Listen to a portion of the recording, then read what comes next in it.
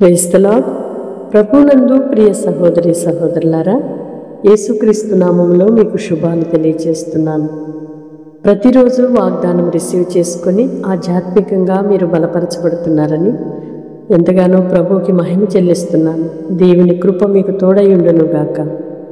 ఈ దినము దేవుడిచ్చిన వాగ్దానం, నీ బంధకములను తెంపివేసి తిని. ఆమేన్. నీవు ఏ బంధకములతో బంధించబడి ఉన్నావో నా దేవుడు ఈ దినము ఆ బంధకములన్నిటిలో నుండి మిమ్మలను విడిపించి ఆయన కాపాడి భద్రపరచును గాక. ఆమేన్. నేను నీ బంధకములను తెంపివేసి తిని.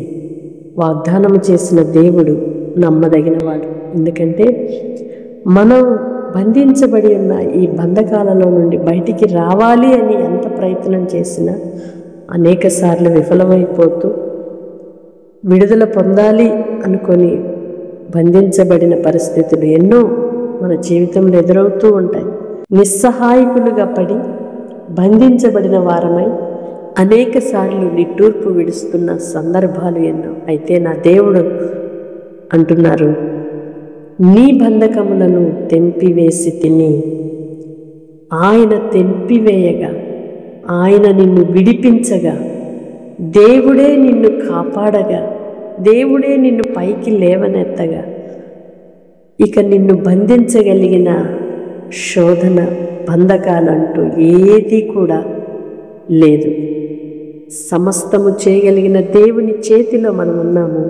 ఆయన నిన్ను విడిపించువాడై ఉన్నాడు, నిన్ను కటాక్షించువాడై ఉన్నాడు, నిన్ను ఆయన కొరకు ఒక బలమైన సాధనముగా మలచగలిగిన వాడై ఉన్నాడు.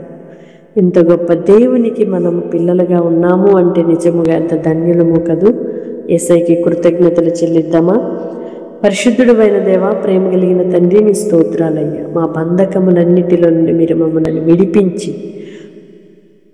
పాపమనే బానిసత్వము నుండి, కాడి క్రింద నుండి మమ్మల్ని విడిపించి మీకు సాక్షులుగా నిలవబెట్టుచున్నందుకై స్తోత్రాలు. మీరిచ్చిన విడుదలకై, మీరిచ్చిన కృపకై స్తోత్రాలయ్యా.